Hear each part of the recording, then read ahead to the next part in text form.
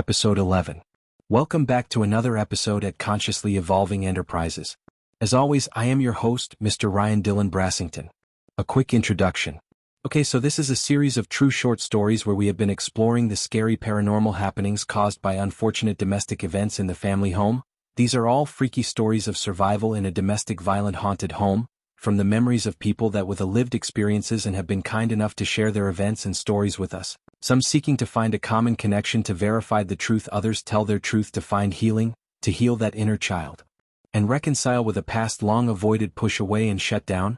With true tales they open the door where shadows linger in nightmares, memories, fragmented memories of a former life lived as a child, and the real-life monsters are the parents we are meant to love in that family home. Krister Tyler, 1993. The solid copper statue figure of Jesus Christ. The solid copper statue figure of Jesus Christ hangs from our living room doorway. I remember gazing upon it with wonder, with a head full of questions, such as the worship of a man stuck in a suffering pose of torment and torture. This man called Jesus was loved by many and all, including God Almighty being in his bloodline. This one man delivered to us from the heavens to grow from birth and live as a man, and once those days are lived well and truly you would return to your Father in praise. His creation of the humanoid figure made in his image, but this could not be done. The man he grew up with and come love betray the love that he offered, the love from his Father. We man rejected any such love and destroyed your gift to the earth, murdering the one Son sent and to return with story of glory. But this man must feel nothing but shame for the past pain he held under 2 feet to stand on weakened limb. Again and once again, why he stands, he says it's for you, the ones watching on, mopping up the blood and tears with soles of feet and leathered sandals. All those who speak of you now, all in one time of lifespan, a unborn choice made from fear to embrace and believe you could be one just as great, stabbing trust in the chest without making eye contact, throwing fate into fear-mongering fortunes of hate, crowds crying joy to the sounds of pain, turning love to terror, for anything you had given was now taken, and only your story remains, and your story remains in the hands of the victors of a long-term battle to control the masses and manipulate the hordes to giving all though there is to live for, work, family and worship, to the laws of taxes, down with love and a rise of financial power. Man's fight for dominance leading to a mass of soulless moguls to work and sheep to eat, craze and give wool once a season.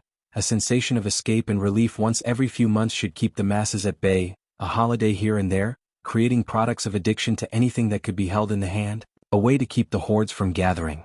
By looking down into the palm of the hand for whatever may be there, and if empty, quick to fill with nothing of value or importance, nothing lasting, no evidence of your existence on this earthly plane.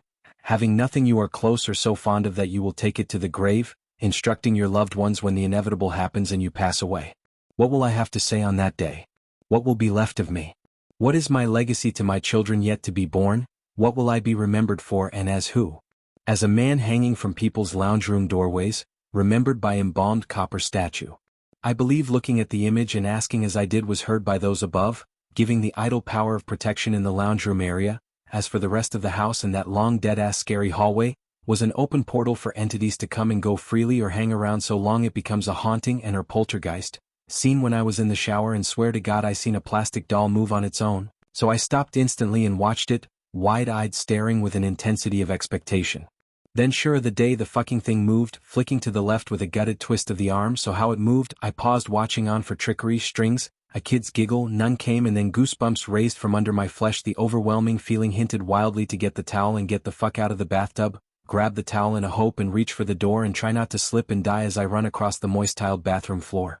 Year 6 school teacher Mrs. Ryan gives voice recorder for projects. Due to chronic dyslexia, she found alternative and creative ways for her students to succeed, where other teachers had given up before even getting started. The kid is retarded, never considering the trauma-affected child before them, living in survival the moment he gets home. With this recorder, wicked projects were made, ads for radio, comedy sketches and improved jokes and sound effects. A series of mixtapes featuring your hosts Justin and Bradley, your memorable hosts, to present music artists such as Meat Loaf, Alanis Morissette and Nirvana. We recorded anything we could have fun with, leading to the recording of ghost, disembodied voices, loud thuds, bangs, grunts, patter stepping to loud footsteps from under the house, all very strange. The sounds around the house could be coming from the dogs, but why would the dogs hit their head on the floorboard several times or more? The house was on brick pillars and was a standalone house, so nothing was caused from people living on the side of the wall. One time we set the recorder up in my bedroom and left it for some time. Pretty much we let the tape roll out. Playing it back, we were shocked at what we recorded. Deep breathing can be heard coming from the distance to stepping up close to the recorder. Inhaling twice and exhaling once with a crawling rolling rumble and ominous tones. Sniff me. Both and my best mate and I jumped back with shock, and I think we both shit our pants at the same time. We continued to use the tape recorded to record these paranormal events as they grew in their intensity, and the sense of being watched merged into the sensation to run out from your bedroom and down that hallway before whatever is chasing you manages to catch up, grab you by the shoulders and drag you into the afterlife. One night in a deep sleep I awake to hear the same words I heard in my dream: "Your fish are dead." In my dream a man stands at my doorway, denim jeans and light blue flannel shirt with long hair tied back, watches in from the arch of the doorway. He states in a deep manly voice, "Your fish are dead." The voice so real it woke me up. Thinking of what was said, I jump up and check of my 2 goldfish, who are swimming around in a large pasta pot that I had put them in while I clean the tank. And of course I feel asleep before I finished, and the fish stayed in the pot overnight. Shouldn't do any harm, right? That is until a ghost whispers, "Your fish are dead," in the middle of the night. Both were fine when I checked at the devil's hour of 3 a.m., so I went back to sleep, and then first thing in the morning I had planned to finish cleaning the tank, but when I looked inside the pot water they were floating belly side up, motionless, dead. The ghost was right, and both went down the toilet in ceremonial flush. These type of events started to happen more often and were becoming more and more frightening.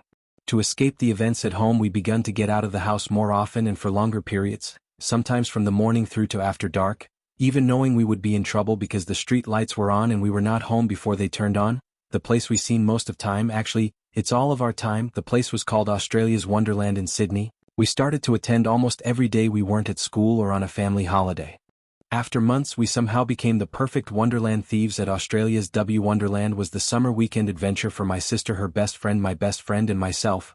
Located in Sydney's Rooty Hill, a train trip away from home, the place was massive, having multiple themed sections from Hanna-Barbera Land to Pirate Cove, hundreds of rides, seasonal attractions, the biggest badass roller coasters such as the Bush Beast, Space Probe, River Rampage and so many more.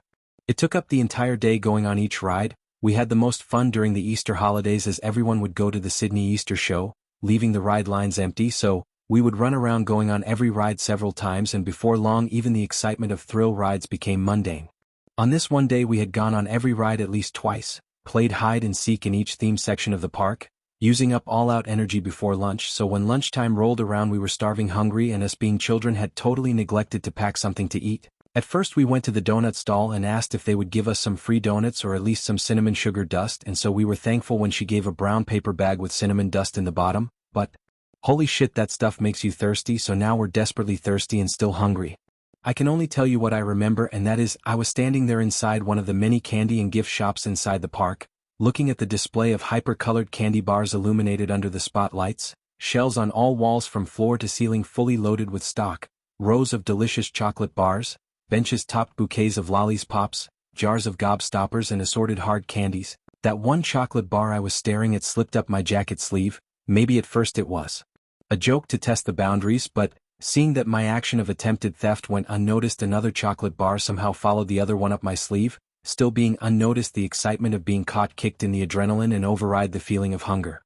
So we went to another shelf under the fluorescent light, fiddling some candies and chalk drops. I, not so, obviously, take a glance over towards the checkout person, seeing them paying no attention to us, me, myself, and I, as they scanned the next customer's goods.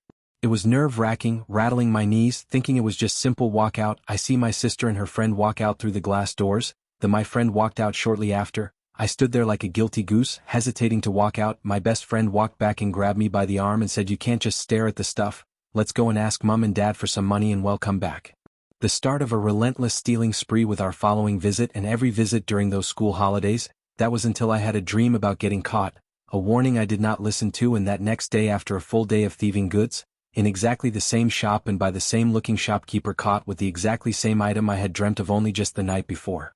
To honestly conclude, I'll have to create an entire story to fully inform you, the reader, about Wonderland and the joy of the life experience. 1.